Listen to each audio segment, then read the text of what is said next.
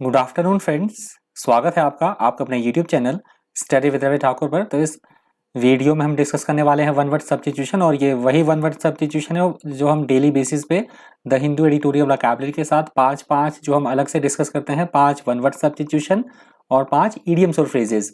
तो ये उसी का मैं रिवीजन करवा रहा हूँ आपके लिए। अलग से मैं वीडियो लेके आ रहा हूँ जिसमें मैं कम से कम वीकली आपको 50-50 हर संडे को हम ये डिस्कस करेंगे, और कम से कम मैं 50 इसमें वन वर्ड सब्स्टिट्यूशन लेने वाला हूं और 50 ही मेरे इडियम्स और फ्रेजेस रहेंगे। देखते हैं, डिपेंड्स अपॉन द टाइम पे डिपेंड करेगा कितनी ज़्यादा लंबी ना हो जाए ये वीडियो। तो कम से कम मैं 50 तो ऐड करने की कोशिश करूंगा ही करूंगा। और डॉक्यूमेंट की पीडीएफ तो एज यूजुअल आपको मेरे टेलीग्राम ग्रुप पे मिल ही जाएगी, और लिंक आप डिस्क्रिप्शन में चेक कर सकते हैं वीडियो के।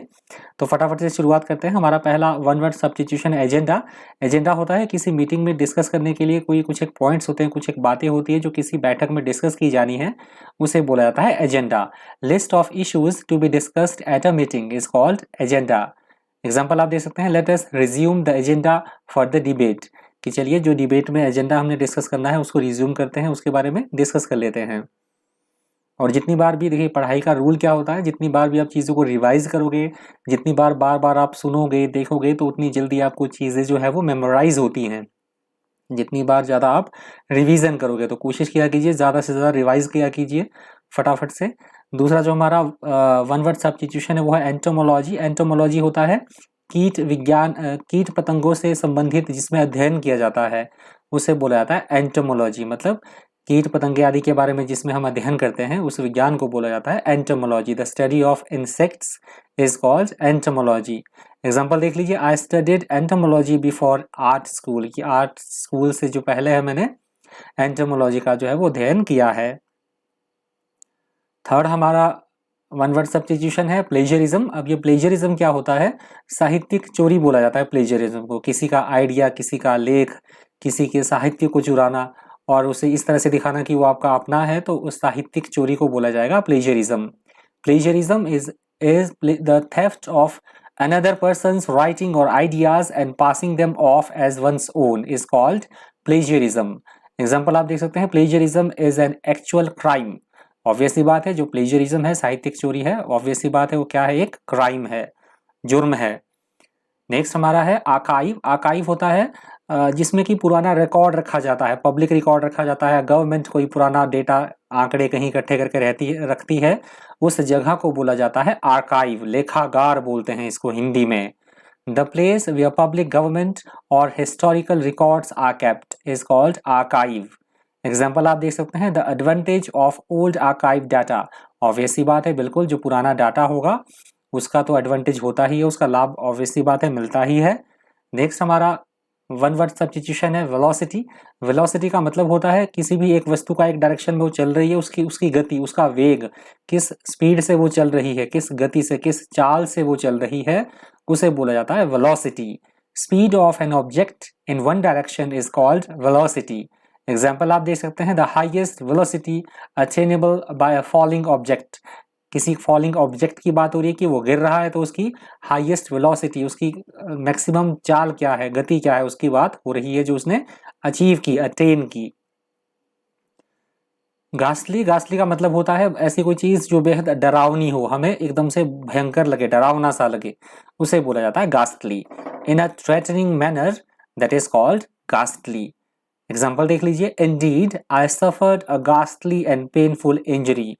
कि मैं किससे सफ़र कर रहा हूँ, मुझे क्या हुई, बहुत ही भयानक और दर्द भरी मुझे क्या हुआ, इंजरी हुई, मुझे इतना बहुत भयंकर जो है वो जख्म हुआ, बहुत डरावना जो था। नेक्स्ट हमारा है इम्पोस्टर। इम्पोस्टर ऐसा व्यक्ति होता है जो ढोंगी होता है, कपटी होता है, बहरूपिया, जो दिखावा करे, प्रिटेंड करे कुछ होने का और वैसा वास्तव में ना हो, उस व्यक्ति को बोला जाएगा impostor. A person who pretends to be what he is not is called impostor. Example आप देख सकते हैं, no impostor can escape my detection. की मेरे से कोई भी जो है बहरूपिया वो बच नहीं सकता, मेरी नज़रों से बिल्कुल भी नहीं बच सकता। कोई भी बहरूपिया हो या कपटी कोई व्यक्ति हो तो मेरी नज़रों से नहीं बच सकता। नेक्स्ट है क्रिटिक। क्रिटिक होता है किसी भी चीज़ की आलोचना करने वाले, या हमारी कोई आलोचना करे या किसी भी चीज़ की आलोचना करने वाले, जिन्हें आलोचक बोला जाता है, उन्हें बोला जाता है critic. One who finds nothing good in anything is called critic. Example देख लीजिए, the critic should describe and not prescribe, कि जो क्रिटिक्स आलोचक होते हैं उन्हें डिस्क्राइब किया करना चाहिए कि क्यों आलोचना वो कर रहे हैं, ना कि उन्हें ये बोलना चाहिए कि वो इस तरह से, मतलब सुझाव नहीं देना चाहिए, प्रेस्क्राइब नहीं करना चाहिए, उल्टा उन्हें डिस्क्राइब करना चाहिए जो उनका काम है, मतलब वो डिस्क्राइब करते हैं। नेक्स्ट हमारा है एलिजिबल। एलिजिबल होता है ऐसी लिखाई, ऐसी लिखावट जिसे पढ़ना बहुत ज्यादा टफ हो, बहुत ज्यादा मुश्किल हो, अपठनीय, जिसे पढ़ा ही ना जा सके। That which can not be easily red is called eligible. Example देख लीजिए, look how cool and eligible his hand writing is. किसी की हैंड राइटिंग की बात हो रही है कि देखिए उसकी हैंड राइटिंग जो है, कि उसकी लिखावट जो है कितनी कूल है, मतलब कूल वर्ड यूज हुआ है, कितनी कूल है, और जो बिल्कुल भी नहीं पढ़ी जा रही है, इस तरह से उसकी हैंड राइटिंग। नेक्स्ट है डायग्नोसिस। जब हम डॉक्टर के पास जाते हैं, कोई हमें बीमारी है, कोई परेशानी है, तो डॉक्टर हमें डायग्नोज करता है, रोग निदान के लिए दवाइयां वो लिखता है, उसे बोला जाता है diagnosis. The process of deciding the nature of disease bye examination is called diagnosis. Example देख लीजिए, cancer diagnosis has so much uncertainty, कि ये बहुत ही रेयर देखा जाता है कि जो कैंसर का डायग्नोज है, यदि वो पहले स्टेज पे पता ना लगे, लास्ट स्टेज पे किसी भी कैंसर का पता लगे, तो मुश्किल ही होता है कि उसका डायग्नोज हो पाए, उसका रोग निदान काफी मुश्किल हो जाता है। नेक्स्ट हमारा असर्टिव। असर्टिव का मतलब होता है एकदम से अपनी बात पर दृढ़ रहना, एकदम से निश्चिंत डटे रहना अपनी बात पे, कि हम निश्चिंत है पूरी तरह से, जो हमने बोला है हम उस पर डटे हैं। निश्चयात्मक होना, दृढ़ निश्चयी होना, उसे बोला जाएगा assertive. The quality of being potentially firm and demanding is called assertive. Example देख लीजिए, I am not assertive like that, कि मैं उसकी तरह से वो दृढ़ निश्चय जो है वो मैं नहीं हूं। किसी की बात हो रही है, कंपैरिजन हो रहा है किसी के साथ, कि I am not assertive like that, कि उसकी तरह मैं जो है वो दृढ़ निश्चयी नहीं हूं। नेक्स्ट हमारा है कैनिबल। कैनिबल होता है ऐसा जीव या ऐसा व्यक्ति जो कि नरभक्षी हो, मनुष्यों का मांस खाता हो। One who Yeats human flesh is called cannibal. Example देख लीजिए, I am not a cannibal at all, कि मैं कैनिबल बिल्कुल भी नहीं, नरभक्षी जो मैं बिल्कुल भी हूं वो नहीं हूं। नेक्स्ट है बायलिंगुअल। बायलिंगुअल का मतलब होता है ऐसा व्यक्ति जिसे कि एक से अधिक भाषाएं आती है, द्विभाषी हो, जिसे कम से कम 2 भाषाएं आती हों। A person who is fluent in 2 languages is called bilingual. Example आप देख सकते हैं, Canada has not always been a bilingual country, की कैनेडा कभी भी है एक बायलिंगुअल कंट्री जो है वो नहीं रही है, वहां सिर्फ मात्र एक ही भाषा बोली जाती है। इस तरह से मैंने एग्जाम्पल दिया है आपको। अगला हमारा वन वर्ड सब्स्टिट्यूशन है कंस्टर्नेशन, और ये द हिंदू एडिटोरियल वोकैबुलरी में भी वर्ड आया है कंस्टर्नेशन। कंस्टर्नेशन होता है हम किसी बात को लेकर बहुत परेशानी में है, बहुत हम चिंता में है, व्याकुल हैं, उसे बोला जाता है कंस्टर्नेशन। State of anxiety or dismay causing mental confusion is called कंस्टर्नेशन।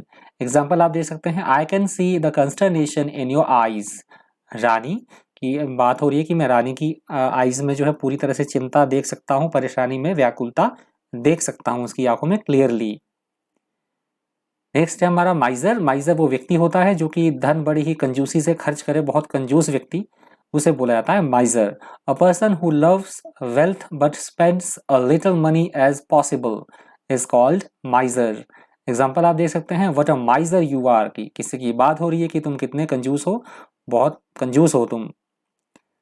Next हमारा वन वर्ड सब्स्टिट्यूशन है हाइड्रोफोबिया। हाइड्रोफोबिया एक्चुअली होता है किसी से भी डर लगना, और मोस्ट प्रोबेबली यहाँ पानी से मतलब लिया गया है कि पानी से बहुत ज्यादा डर लगे जिसको, उसे बोला जाता है fear of water, means hydrophobia.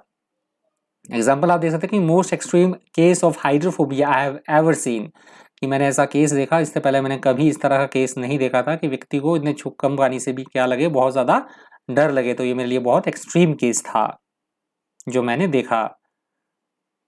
Gullible. Gullible होता है ऐसा व्यक्ति जो कि बहुत भोला भाला हो, सीधा साधा हो, जिसे बड़ी आसानी से मूर्ख बनाया जा सके, ऐसे व्यक्ति को बोला जाता है गलिबल।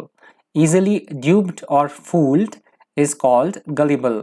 एग्जाम्पल देख सकते हैं आप, how gullible do you think I am, किसी की बात हो रही है कि तुम क्या सोचते हो कि मैं इतना बेवकूफ हूँ या इतना भोला भाला हूँ, क्या मैं इतना सीधा साधा हूँ, क्या तुम क्या इतना सोचते हो कि मैं इतना मूर्ख हूँ, क्वेश्चन किया जा रहा है।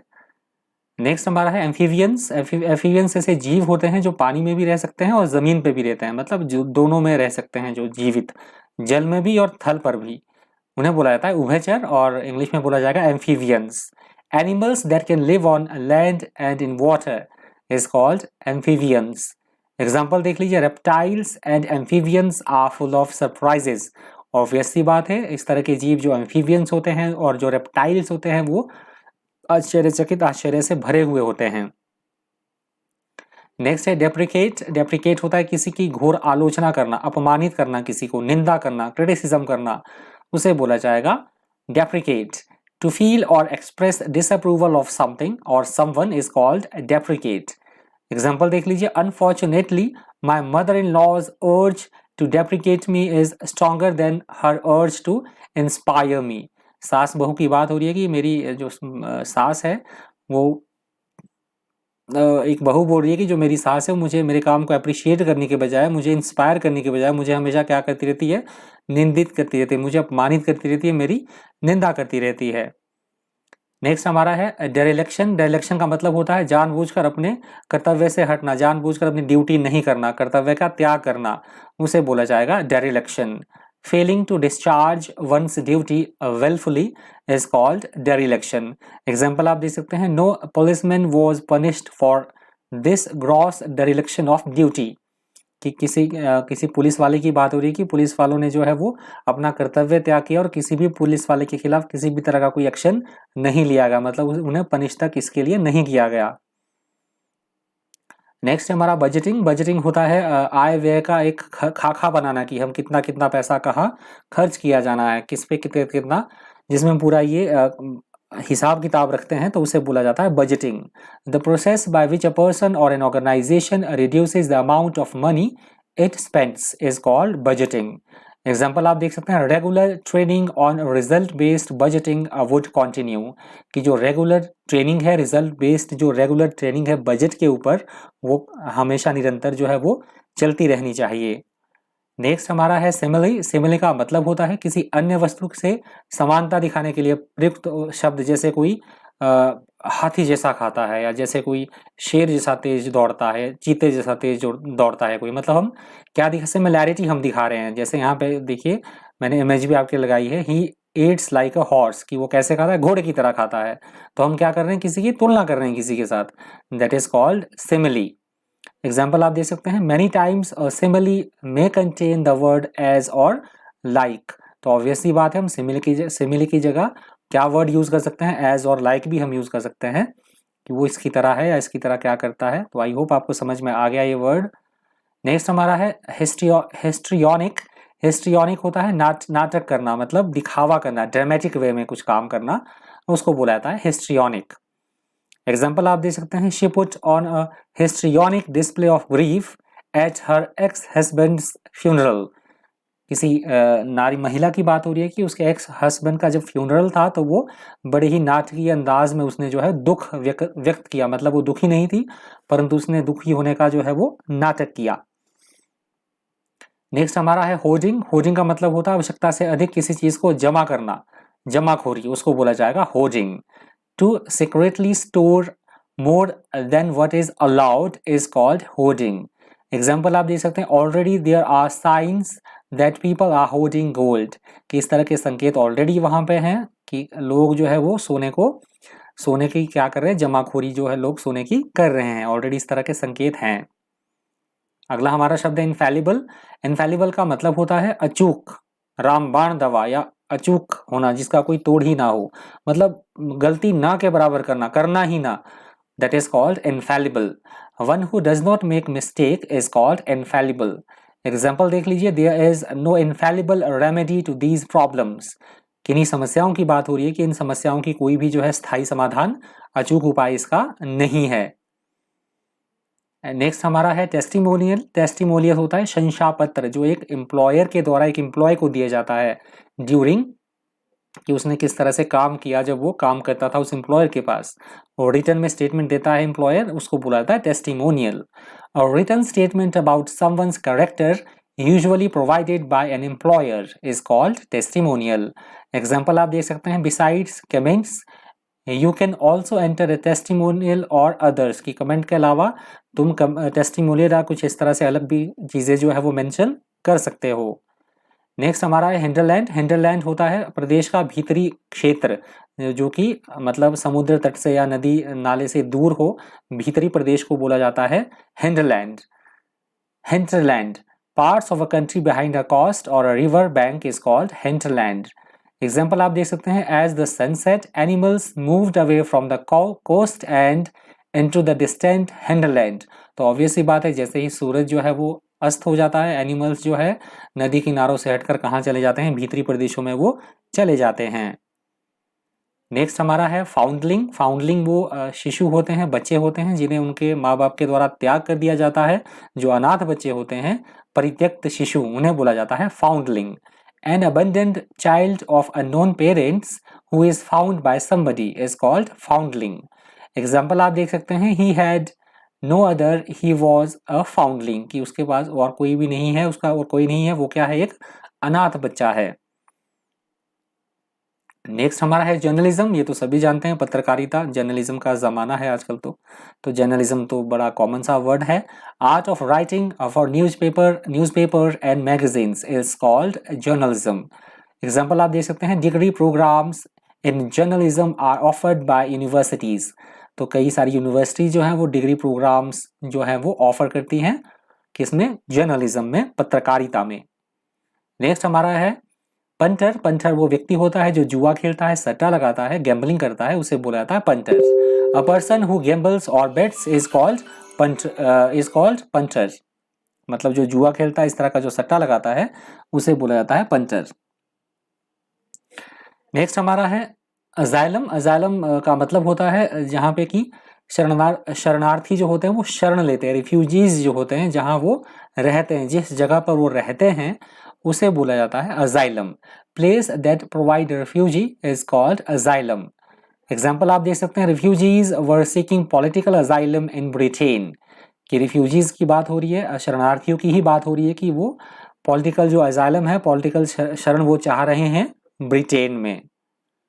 नेक्स्ट हमारा है वॉलेंट्री। वॉलेंट्री ऐसा काम होता है जो कि हम अपनी इच्छा से करें, जिसके लिए हम बाउंड ना हो, अपनी इच्छा से हम काम करें, उसे बोला जाता है वॉलेंट्री।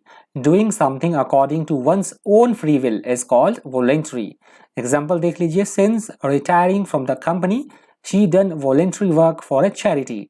कि कंपनी से रिटायर होने के बाद, काम से रिटायर होने के बाद, सेवानिवृत्त होने के बाद किसी महिला की बात हो रही है कि वो वॉलेंट्री मतलब स्वैच्छिक रूप से वो चैरिटी के लिए काम करती है अपनी मर्जी से। नेक्स्ट हमारा है इमिग्रेंट। इमिग्रेंट होता है अप्रवासी, जो कि किसी दूसरे देश में जाके बसता है, उसको बोला जाता है immigrant.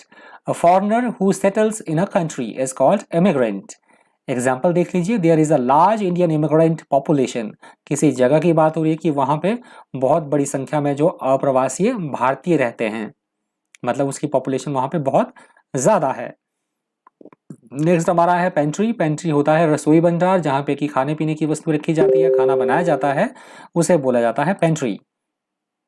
A small room in a big house, hotel, ship etcetera, where glasses, dishes, spoons, food etcetera are kept is called pantry. Example देख लीजिए, nothing was left in the pantry except some eggs. कि कुछ अंडों के अलावा pantry में, रसोई घर में है, कुछ भी बाकी नहीं बचा है, कुछ भी नहीं बचा है, कुछ है केवल एग्स बचे हैं, उसके अलावा कुछ भी नहीं है पेंट्री में। नेक्स्ट हमारा एग्रेसिव। एग्रेसिव होता है बहुत ही आक्रमणशील जो बिहेवियर होता है, आक्रामक बिहेव करना, उसे बोला जाता है aggressive. Always ready to attack or quarrel is called aggressive. Example आप देख सकते हैं, prices came down and aggressive advertising increased. Prices जो है, किसी वस्तु की बात हो रही है, किसी वस्तु के प्राइसेस जो है एकदम से नीचे आ गए, तो ऑब्वियस सी बात है उसके बाद जो है एडवर्टाइजिंग बढ़नी ही थी, क्योंकि उसकी डिमांड तो बढ़ानी थी ना, क्यों बढ़ानी होगी, क्योंकि प्राइसेस इंक्रीज करने होंगे, मांग कम होगी किसी वस्तु की, तो इसलिए क्या होगी, एग्रेसिव एडवर्टाइजिंग इंक्रीज्ड। उसके बाद क्या हुआ, बहुत ही आक्रामक तरीके से जो है विज्ञापन में जो है वो वृद्धि हुई। नेक्स्ट हमारा है डेमोक्रेसी। डेमोक्रेसी तो हम सभी जानते हैं, जैसे हमारे देश में डेमोक्रेसी चलती है, हम वोट देते हैं, सभी प्रजातंत्र है हमारे देश में।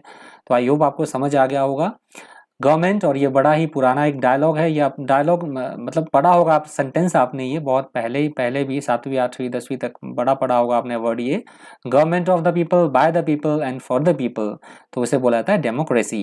एग्जाम्पल देख लीजिए, डेमोक्रेसी एनकरेजेस फ्रीडम। तो ऑब्वियस सी बात है, जो डेमोक्रेसी है, प्रजातंत्र है, वो फ्रीडम को एनकरेज करती है। नेक्स्ट हमारा इनक्रेडिबल। इनक्रेडिबल होता है ऐसी चीज जिस पे विश्वास किया जाना थोड़ा सा मुश्किल हो, उसे बोला जाता है incredible. Something that is difficult to believe is called incredible.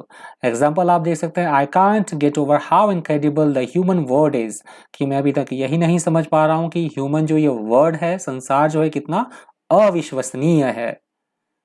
Next हमारा अल्टीट्यूड। समुद्र तल से यदि हमें ऊंचाई दिखानी हो किसी जगह की तो हम इस वर्ड का यूज करते हैं अल्टीट्यूड का, कि कितने अल्टीट्यूड पे हम इस समय हैं।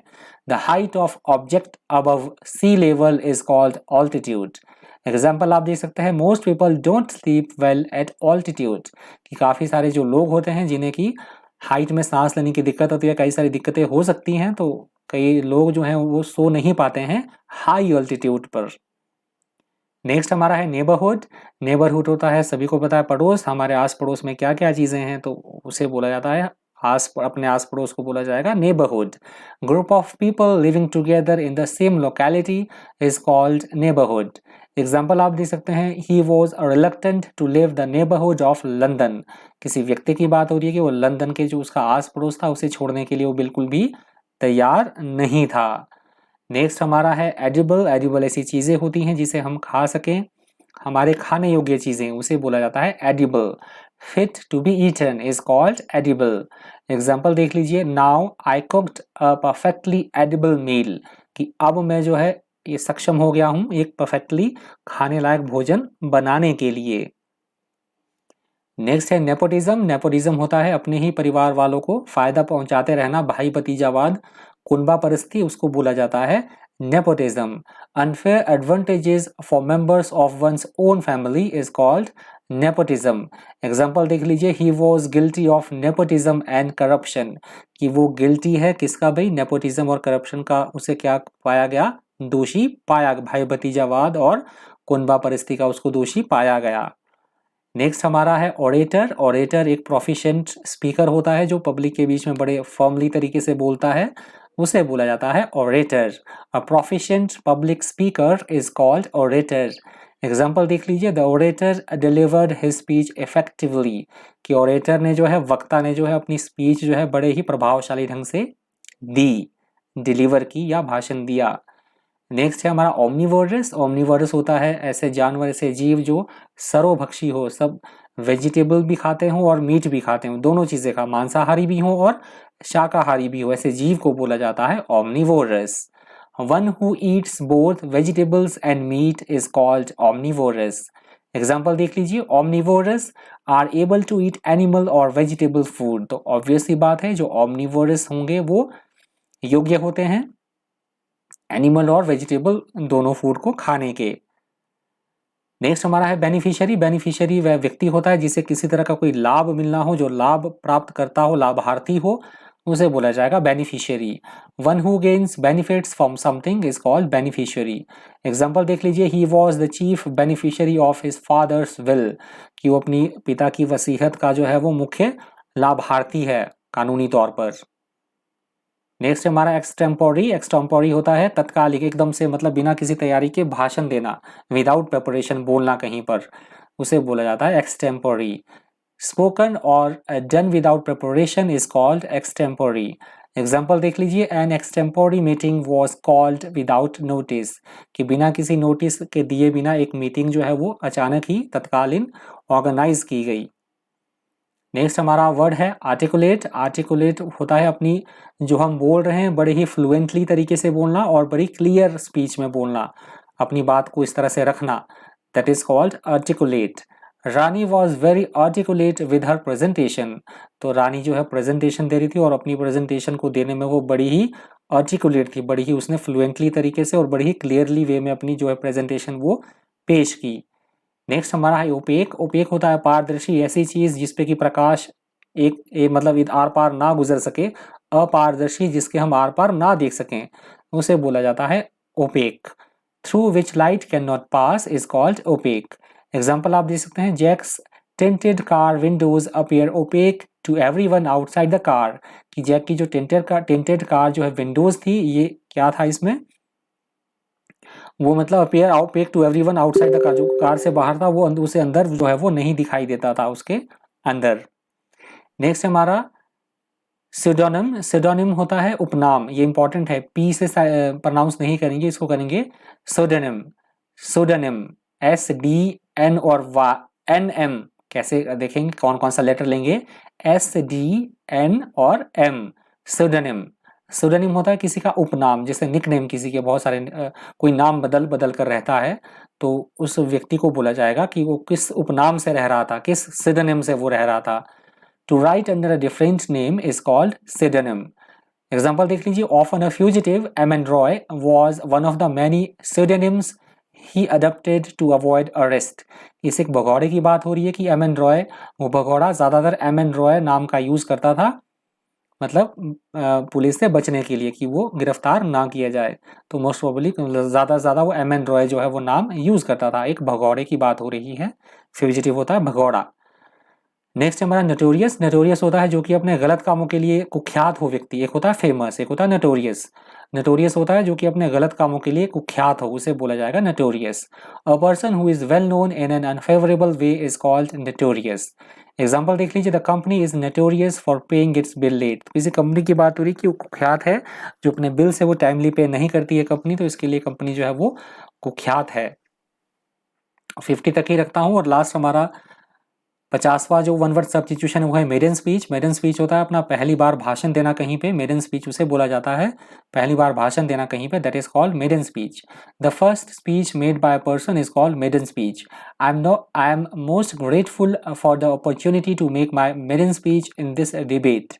किसी व्यक्ति की बात हो रही है कि मैं मोस्ट ग्रेटफुल हूँ, बहुत ही भाग्यशाली मैं महसूस कर रहा हूँ कि मुझे इस डिबेट में, जो किस तरह की कोई डिबेट हो रही थी, मुझे भाषण देने का, जो अपना पहला भाषण देने का जो मुझे अपॉर्चुनिटी मिली, अवसर मिला, मैं बहुत ही भाग्यशाली हूँ, ग्रेटफुल हूँ।